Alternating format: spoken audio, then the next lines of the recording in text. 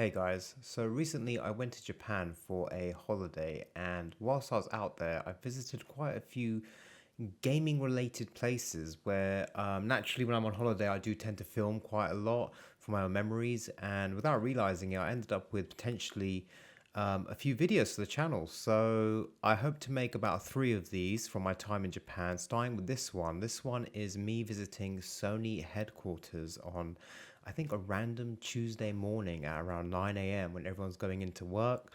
I didn't plan this, I didn't book anything, but I got the impression from the internet that you can kind of go in there and have a look into their reception area. And turns out it was quite worth the trip. I really enjoyed my time there, so I filmed everything that I saw there, and I'm going to show you and talk you through what I saw. So hope you guys enjoy.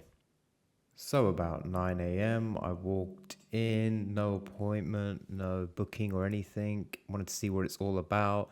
On the right of me off camera, there was all the staff walking in, ready to start their shifts, going up the stairs or going to the lifts. So this is the beginning part of the reception where you have this bizarre Sony car. I don't know what it is.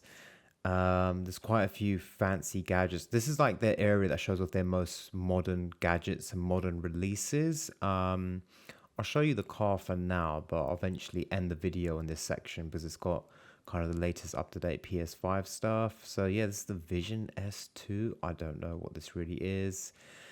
And then they're showing off a few Sony Bravia TVs naturally. And then they had this really, I don't really know what this was. It was like, it wasn't 3D, but it was like a TV where if you change your angle, you like see different perspectives. I'm not quite sure what this was, but I did spend a bit of time trying to figure it out. But yeah, so they had that. But the main event, the main thing which really got my attention straight away is at the back of this reception room, and it is what they call the history wall. So as you're about to see, this is a real special thing they got in reception. And if you're a fan of Sony like I am, in general, the whole company, you'll be impressed by this. So it begins here, 1946, and Sony began as Tushin Kogoyo KK, Tokyo Telecommunications Engineering Corporation. That was the original name. I really butchered the first name. So here they go through the entire wall of basically all their innovations as a company, which is really impressive to me because kind of growing up, born in the 80s, growing up in the 90s, Sony products were always kind of really fancy. So here you've got the first magnetic tape recorder, the G-Type, launched in 1950. Cool thing as well, you can actually press play on it and you can hear a recording from one of the founders of the company, I believe. So yeah, in the 90s, Sony was always a big deal with like Walkmans, Discmans, speakers. And then here we've got the first transistor radio launch. So what's interesting on this wall is, 1958, they changed to Sony Corporation. Good move, I think. Those are all the various different logos that they've been through over the years. 1960s when Sony Corporation of America launched. So there we go. It's become a worldwide global corporation in 1960. We got these transistor TVs in 1965. First consumer use open reel VTR, the CV2000. Yeah, on this wall, one thing you'll notice is how many times they mention the world's first or the first ever, which just shows what a great innovator Sony is. And here we've got the 1966 is the Sony building that opened in Ginza, Tokyo. Not the one that we're currently in, but a different one. And here we go, the Triniton Color TV in 1968. This was an awesome TV. They won an award for it, as you can see in that picture. Yeah, Sony Triniton TVs were so good. Really good technology. And then in 1968, Sony Records started as a joint venture with CBS. Really, really cool. And I think in a second we'll see some of their great albums they start off with. So The Graduate was the first analog record released from Sony Records. It was the Graduate soundtrack. So pretty good way to start, a good soundtrack. Over here, Sony becomes the first Japanese company to have shares listed on the New York Stock Exchange. Another piece of history, Japanese history there. And then the consumer use Betamax VCR launched. If some of you are as old as me or maybe older, you'll know what a Betamax is.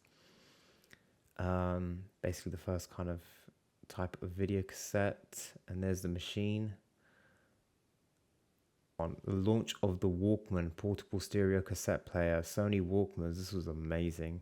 Sony Walkmans was so awesome. Let me know in the comments if you guys owned even not even a Sony one, but even just a Walkman. But yeah, here are all the different types. I think it begins with all the Sony Walkman designs, and then on the right it starts showing the Discmans, which was the portable CD player, which I think we're going to get to soonish on the wall. So 1979, Sony Prudential Life Insurance. There you go. Sony now does music, TVs, Walkmans, and life insurance. Very random.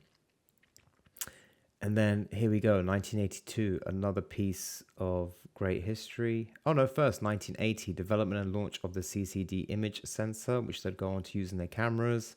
1982, the Betacam integrated camera VTR for professional broadcasting is launched. And look at that, the world's first CD player, compact disc. One of the world's first CDs was Billy Joel, 52nd Street. So yeah, another fantastic innovation. And then we've got the world's first portable CD player, the D50, which launched in 1984. I was very lucky enough to own a Discman, and they were pretty awesome.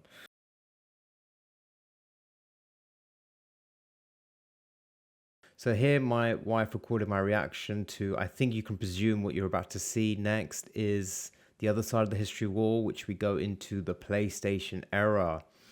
Yeah, this is pretty awesome. Before I start with this though, Columbia Pictures acquired Sony Pictures Entertainment.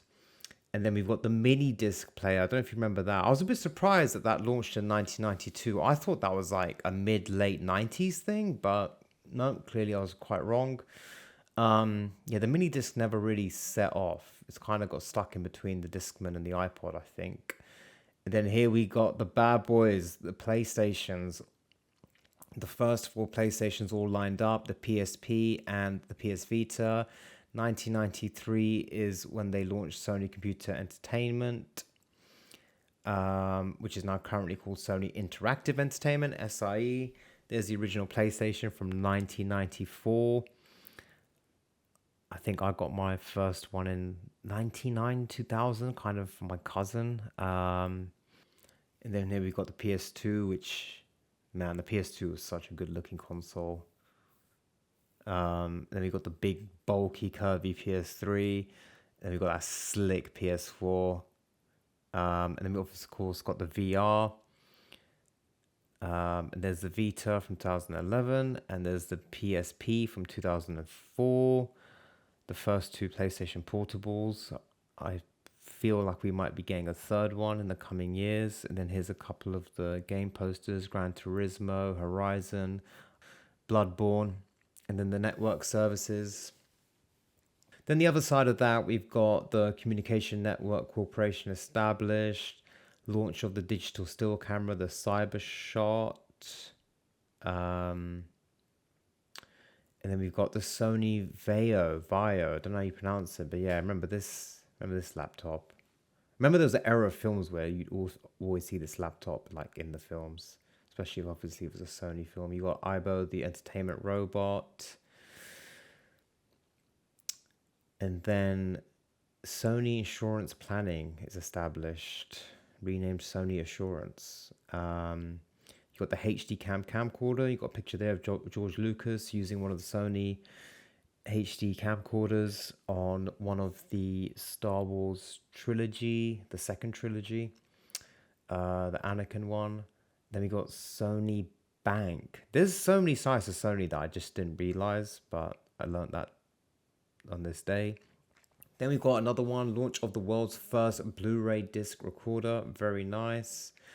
Got a couple of albums that they show. Got Mariah Carey in there, Miseducation of Lauryn Hill, Justified by JT, Beyonce. Some really fantastic albums in there that were released through Sony. Then we got Sony, sorry. Then we got the launch of the Bravia TV series, and then look at all these Sony Ericsson mobiles. I'm not sure if I captured all of them, but let me know if any mobile phone you owned is on this wall. I certainly recognized a few. That black and orange one is the one with the kind of Walkman integrated. It's kind of cool. I think it used to come with some decent headphones as well.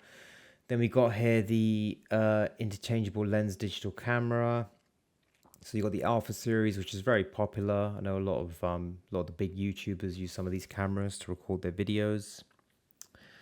And then we got some of the movies that Sony Pictures released. I mean, look at that catalog. Skyfall, Spider-Man, Men in Black, the Breaking Bad series. That is pretty good. That's a decent catalog.